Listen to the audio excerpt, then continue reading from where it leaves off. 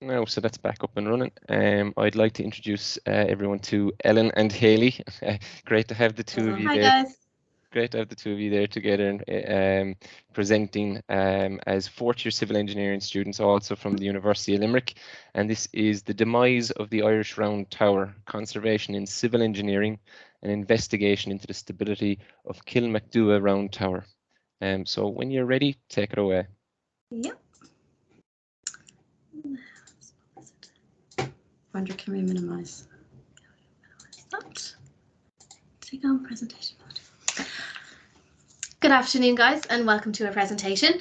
Before we get started, I'd like you to please take out your phones now and go to menti.com and enter the code shown here on the screen, because we will be asking for some small audience participation during our presentation. So without further ado, my name's Ellen Doyley, and this here with me is Hayley Hevser, and we'll be presenting on the demise of the Irish Round Tower, conservation and civil engineering, and an investigation into the stability of Kilmacduagh Round Tower. Many of you will be familiar with the tale we were told as kids. The rough, tough Vikings sailed to Ireland on the longboats, pillaging small villages and raiding any valuables they could lay their hands on. We were fed the image of the monks rushing to the Round Tower with gold chalices in hand and scrambling up a flimsy rope ladder. However, this was not the primary purpose of the Round Tower, as most towers were built after the invasion of the Vikings in 1800 AD. In fact, they date back earliest to 900 AD. The towers were used for defence, but more so from other Irish clans. Day to day, they were used as a belfry, calling monks to prayer. This is evident from the Irish name of a round tower, Unclugging Chuch, which translates directly to bell tower. And lastly, they would have been used as a symbol of prestige and wealth. Not every parish could afford to build something as magnificent as these towers. But where did the round towers originate? It seems that their origins lie in Ravenna, Italy, where Irish monks would have been living in the 9th century. They would have witnessed the construction of round towers such as the one pictured. The monks would have returned to Ireland with the knowledge of these towers and may have even brought the master builders themselves when constructing Ireland's first round towers 1,000 years ago. Here we can recognize some of the symbols of Ireland, the harp, shamrock, and the Celtic knot. But did you know that the Irish round tower was once under consideration to be the official national symbol of Ireland? But what defines an Irish round tower? Like many towers, they are generally made of local stone, can be found within burial grounds, and tend to have very shallow foundations, as a foundation's importance to the structural integrity was not fully understood 1,000 years ago. Qualities specific to Irish round towers include the raised doorway, which would have required a rope ladder to enter and exit, their cylindrical shape, which is thickest at the bottom and tapers up to the top, a row of windows around the top with windows facing north, south, east, and west, and a conical cap. So here's a map of where round towers were once found around Ireland.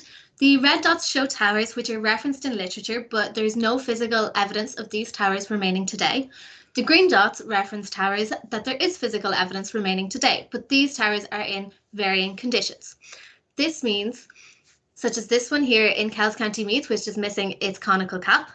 This one here in Dromiskin County Louth, which only stands half the height it once did, but has its conical cap replaced. Here in Limerick, there's a round tower which only stands about 3 metres tall now. And here, one of the twin towers of Ireland, there was once 2 towers in Devondish, County Fermanagh, and now only the foundations of one remain.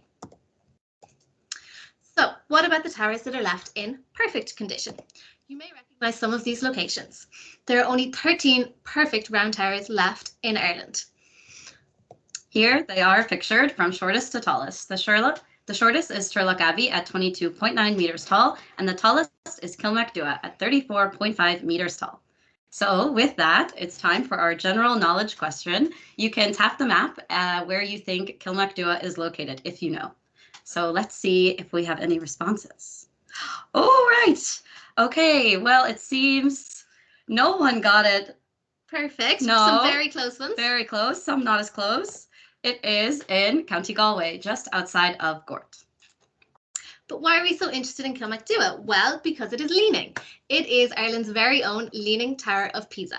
And this is why it has been the subject of research for 4 years now. Kilmacduagh is leaning 1.77 degrees to the southwest. It is believed that this lean is due to the continued excavation of graves around the base of the tower, which can be seen here. Given that there are only 13 towers remaining, we cannot as civil engineers stand by and let these symbols of our heritage fall into ruin. So what can we do about it? Well, we can build models. We as engineers use models to study the behaviour of structures. For this project, we scaled down the tower to a size which we could study in the lab and carry out testing. And here is us carrying out some of our testing on our models. Well, previous investigations have looked at the effects of the grave excavations on the tower's tilt. Here we can see the arrangement of graves adjacent to the tower as they correspond to the soil model. It was found that the excavations will cause the tower to tilt. In this investigation, the graves were excavated and dial gauges measured the vertical and horizontal movements.